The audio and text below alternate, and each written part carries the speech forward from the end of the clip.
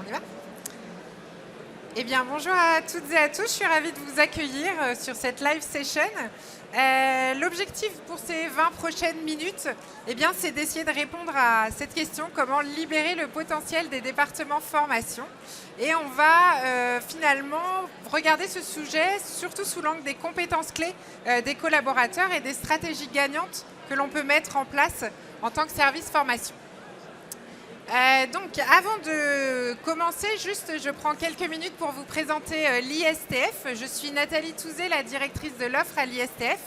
Et nous sommes un organisme de formation pour les professionnels de la formation. On va donc accompagner la montée en compétences des formateurs, mais de tous les acteurs du service formation, notamment sur la facilitation de l'usage du digital dans le monde de la formation.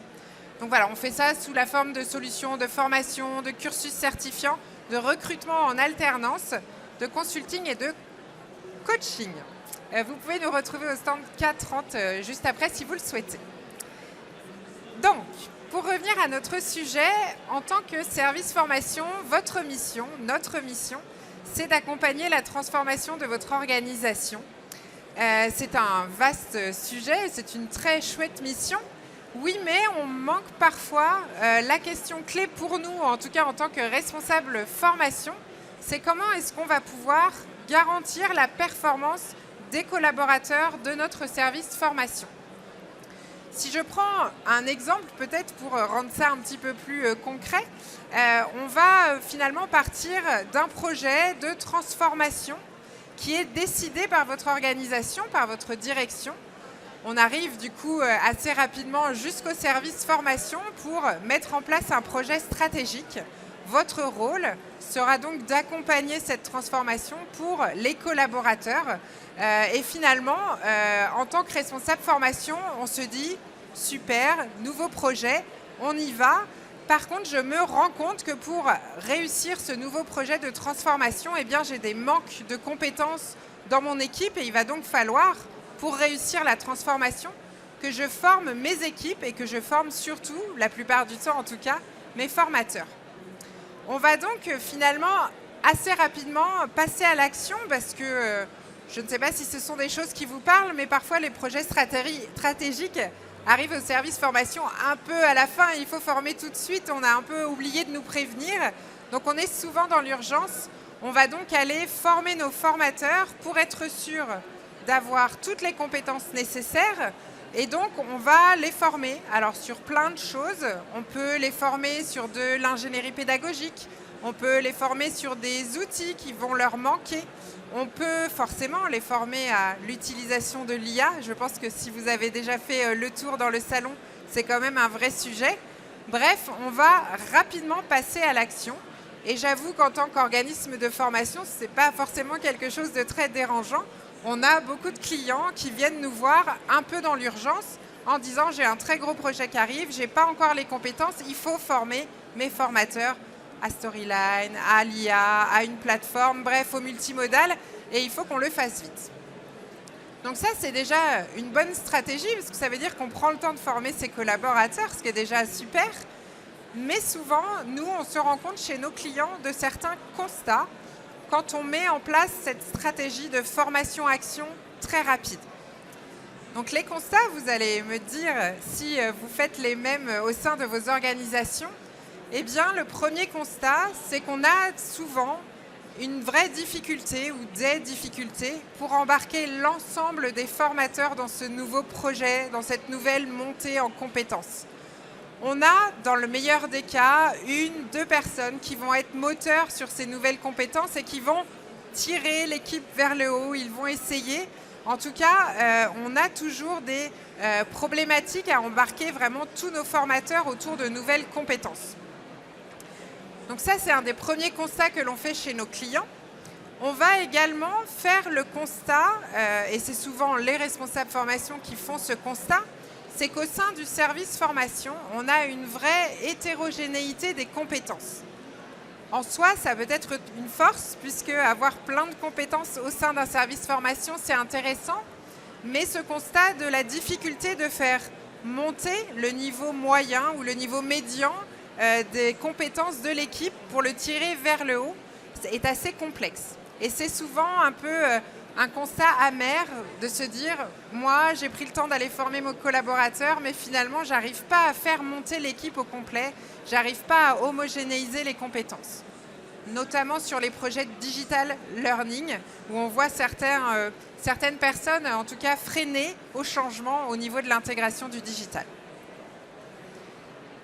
Le troisième constat que l'on fait le plus souvent au niveau de nos clients, eh bien, c'est que malgré la formation, malgré les nouvelles compétences, on ne va pas parvenir à travailler ce vrai point de friction que l'on a au sein des services formation.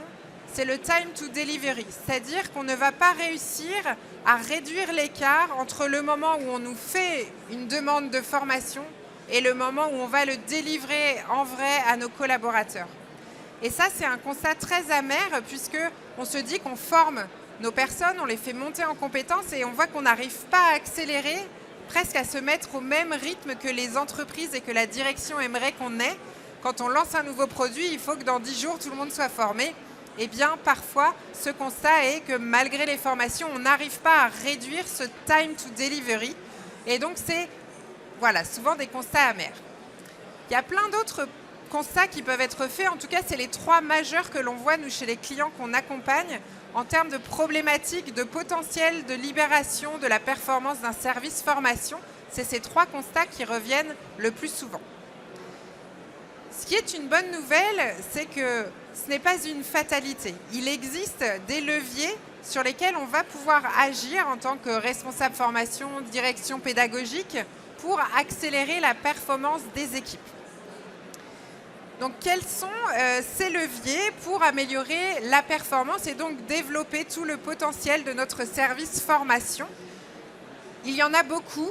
Je pense que vous êtes tous conscients que ces leviers vont dépendre de votre contexte, de votre équipe, de votre entreprise. Donc, j'ai choisi de mettre en avant 3 leviers qui marchent dans la plupart des contextes. Bien sûr, il en existe d'autres. On sera ravis à l'ISTF de venir regarder votre contexte et de pouvoir vous en identifier d'autres. Mais voilà, on va en commencer par 3 grands premiers leviers. Le premier levier que l'on voit et qui marche extrêmement bien, c'est finalement de travailler ce qu'on appelle le Learning Success Management. Encore un peu d'argot en anglais, on aime bien dans le monde du digital. Finalement, c'est vraiment le pilotage du succès de l'apprentissage jusqu'à nos apprenants. Comment est-ce que ce Learning Success Management est un levier? Si je vous parle d'expérience apprenant, cela ne va peut-être pas vous parler. Par contre, si je vous parle d'expérience client, d'expérience utilisateur, en tant que vous-même consommateur ou utilisateur de produits, vous voyez bien ce qu'on veut dire derrière. Finalement, travailler l'expérience apprenant, c'est se poser la question, par quelles étapes passent mes apprenants finaux pour aller jusqu'à leur formation? Comment ça se passe concrètement pendant leur formation? Et est-ce que finalement, on leur propose, nous, en tant qu'organisme de formation ou en tant que service formation, une expérience sans couture? Je peux vous la faire en anglais parce que c'est très... Mais voilà, une seamless experience, ça vient du design. Et finalement, est-ce que cette performance que l'on croit avoir dans la formation, il faut prendre un peu de recul et regarder, finalement, ce qui va compter, c'est toute l'expérience de l'apprenant pour que lui soit performant et que donc votre service formation soit performant. Ça vient par exemple du moment où la direction ou un stagiaire en individuel va venir nous demander la formation. Comment est traitée cette demande? Ensuite, quand on va aller jusqu'à le convoquer en termes de logistique, quelles sont les informations qu'on lui demande? Comment ça se passe quand il arrive en formation? Est-ce que son manager est prévenu? Est-ce que son manager, après la formation, reprend ce qu'il a vu en formation pour l'appliquer sur le terrain? C'est tout ça, en fait, l'expérience apprenant. Et ça, je ne sais pas si ça vous tenterait, mais il y a une solution assez simple, pas trop coûteuse, c'est de vous-même vous remettre dans la peau d'un de vos apprenants. C'est-à-dire, vous avez une formation qui tourne depuis 1-2 ans au sein de votre entreprise, eh bien, revivez l'expérience de vos apprenants. Regardez quelles informations ils reçoivent. Et finalement, vous, en tant que professionnel de la formation, vous allez sûrement déjà identifier pas mal de choses qu'on pourrait appeler des points de friction qui serait assez facile de mettre en place pour améliorer cette expérience apprenant. Donc je ne sais pas si vous en aviez déjà entendu parler, mais en tout cas c'est un vrai concept et c'est vraiment un levier de performance. Ça vous donne une meilleure image et on peut mesurer cette expérience apprenant de la même manière qu'on mesure l'expérience client avec un indicateur, alors peut-être vous le pratiquez déjà, qui s'appelle le NPS, le Net Promoter Score. C'est un des nouveaux indicateurs dans le monde de la formation et ça va permettre de savoir si vos apprenants vont avoir envie de promouvoir cette formation, ils vont pouvoir en parler à des collègues, et finalement c'est ça qui va faire aussi votre performance, c'est l'expérience de vos apprenants qui va être tellement positive qu'on va en parler, on va faire plus de sessions, etc. Donc voilà, c'est un des premiers leviers que nous on met en place au niveau de nos clients à l'ISTF et qui marche plutôt bien. En tout cas, c'est une des possibilités pour développer le potentiel de votre service formation. Le deuxième levier dont je voulais vous parler, on l'a évoqué dans l'exemple tout à l'heure, on parlait d'une stratégie de combler les écarts de compétences. On se rend compte dans un projet qu'on a un manque de compétences, on va donc agir, combler les compétences. C'est une bonne logique, mais finalement, si on pousse la logique encore plus loin et on bascule vers une logique de cartographie des compétences en permanence de notre équipe formation, eh bien, ça va nous permettre d'avoir une vraie vision des compétences du service. Je vous donne un exemple que l'on voit très régulièrement au sein de l'ISTF quand on forme nos clients en intra-entreprise. On a un commanditaire qui nous appelle en disant « Il y a eu les entretiens annuels, j'ai 3 personnes dans mon équipe qui veulent être formées à l'utilisation de l'IA. Du coup, je me suis dit que ce serait sympa de faire un événement équipe, j'ai mis tout le monde, on va former tout le monde. » Ça permettra d'homogénéiser les compétences. C'est un discours qu'on entend très régulièrement. Sauf que si je reprends ma réflexion de l'expérience apprenant, les 3 personnes qui ont demandé, déjà on ne sait pas si ça se trouve elles ont déjà les compétences, on ne l'a pas mesuré. Et puis tous les autres qui vont se rajouter, peut-être qu'ils n'ont pas du tout envie d'aller sur ce domaine. Donc on va déjà avoir un petit problématique au niveau de l'expérience apprenant. Et puis finalement, on va avoir des gens qui connaissent très bien ce sujet qui vont être intégrés, donc qui vont aller chercher le formateur pour en savoir plus. Mais du coup, ceux qui connaissent rien du tout, ils vont être frustrés parce que ça va trop vite, etc., etc. Travailler sur la cartographie des compétences permet de former uniquement sur les compétences nécessaires pour chaque individu. Ce levier permet également de prendre en considération l'individu pour sa particularité, pour ses propres compétences. Et finalement, on va avoir beaucoup plus d'adhésion et d'engagement de la part des apprenants à travailler cette individualisation de la formation, aussi au niveau de notre propre service de formation. Et donc, quand je parlais d'une logique de compétences en permanence, c'est vrai que le fait d'avoir cette réflexion autour de la cartographie, de le faire régulièrement pour pouvoir se rendre compte finalement que notre service formation monte en compétences et de plus en plus performant et finalement va devenir capable d'absorber des projets de manière plus rapide et plus facile parce que toutes les compétences seront partagées par tout le monde et donc on comble un petit peu cette hétérogénéité des compétences. Donc ça, c'est un deuxième levier. Le troisième dont je voulais vous parler marche également assez bien. C'est la mesure de l'impact de vos formations. Donc c'est un vaste sujet, la mesure de l'impact des formations autour du ROI, du ROE, dans les formations, etc. En tout cas, ce qui est intéressant, c'est encore une fois d'essayer de prendre du recul et de bien sûr mesurer l'impact de la satisfaction des formations. Je ne vais pas vous réapprendre le modèle de Kirkpatrick avec les différents niveaux, mais finalement, c'est d'aller aussi encore plus loin. Quand on a un projet stratégique de transformation d'une entreprise, évaluer l'impact concret sur le terrain qu'a une formation, de la montée en compétences de nos collaborateurs, c'est assez pertinent. Par exemple, si on travaille sur une transformation au niveau d'un logiciel, on peut très bien se dire que l'impact de la formation sera pertinent si le nombre d'appels sur cette fonctionnalité dans le logiciel sur laquelle j'ai formé tous mes agents va descendre. Et finalement, ne pas rester concentré sur l'impact au niveau de la formation, mais bien l'impact concret et opérationnel. Donc on a évoqué 3 leviers qui permettent d'améliorer la performance. En tout cas, on le voit, nous, sur le terrain. Bien entendu, il y en a beaucoup d'autres. On pourrait réfléchir à aller regarder la façon dont est outillé le service formation, quelles sont les technologies qui sont utilisées au sein du service formation, quelles sont la façon de travailler l'ingénierie pédagogique. Encore une fois, il y a plein de leviers possibles. Ce qui, moi, en fait, me permet de vous donner quelques conseils, c'est vraiment qu'on le voit très concrètement. Les 3 premiers leviers dont je vous ai parlé fonctionnent vraiment quand on les met en place. On voit l'accélération de notre service formation. Donc si j'essaye de synthétiser, et si on prend un peu de recul sur tous ces leviers, ils ont tous un point commun. C'est de rajouter des étapes par rapport au premier exemple dont je vous ai parlé tout à l'heure. Tout à l'heure, on avait la définition d'une stratégie au sein de l'entreprise et on passait assez rapidement à l'action. Finalement, quand on prend le temps et quand on rajoute finalement des étapes à cette stratégie, de prendre le temps de cartographier, il y a des outils qui permettent de le faire sans sans avoir beaucoup de temps à mettre en derrière. Et ensuite, une fois qu'on a cette vision des compétences du service formation, eh bien, c'est d'avoir un pilote, quelqu'un qui va suivre la performance concrète au fur et à mesure dans votre service formation et qui donc va orienter les actions qui sont pertinentes, toujours dans l'objectif d'avoir la stratégie en point de mire.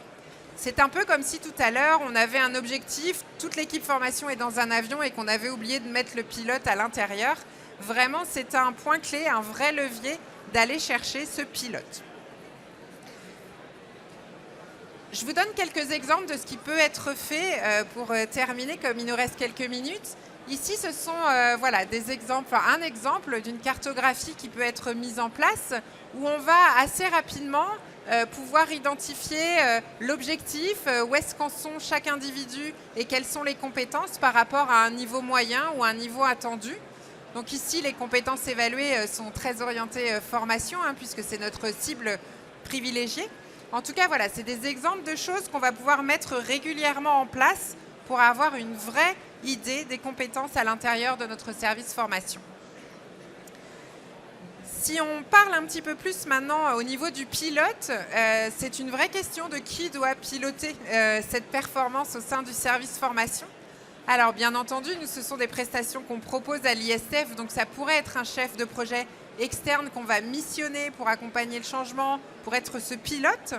Mais finalement, il y a plein d'autres métiers qui peuvent et qui sont peut-être déjà au sein de vos services formation qui vont pouvoir piloter cette performance. Donc on parle de Digital Learning Manager, ça peut être effectivement un enjeu et une mission de ce poste. On peut très bien aussi avoir un responsable formation dont c'est la mission de piloter cette performance.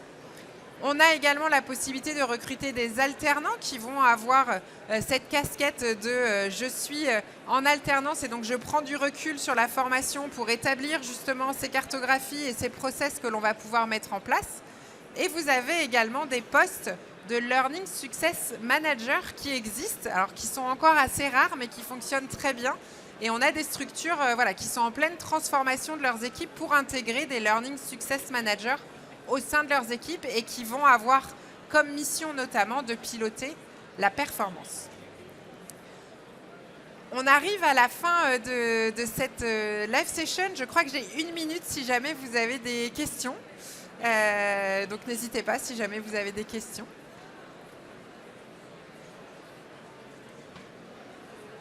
Non ? Pardon ? Le dernier, c'était qui doit piloter ? Quel profil va pouvoir piloter ? Learning Success Manager. Oui. Donc le Learning Success Manager, c'est la personne qui va avoir en charge de s'assurer que l'expérience apprenant va être en phase avec ce que vous souhaitez proposer. C'est un peu comme un Customer Success Manager. Voilà, il va suivre l'apprenant du début à la fin, répondre à ses questions et il va surtout regarder que tous les acteurs sont bien alignés. Voilà, c'est ça, ce dernier poste. Super. Je vois que ça clignote en rouge, vous ne voyez pas, mais on a fini. Merci beaucoup. N'hésitez pas, si vous avez des questions, à venir nous rendre visite. On sera ravis de vous accueillir. Merci. Merci.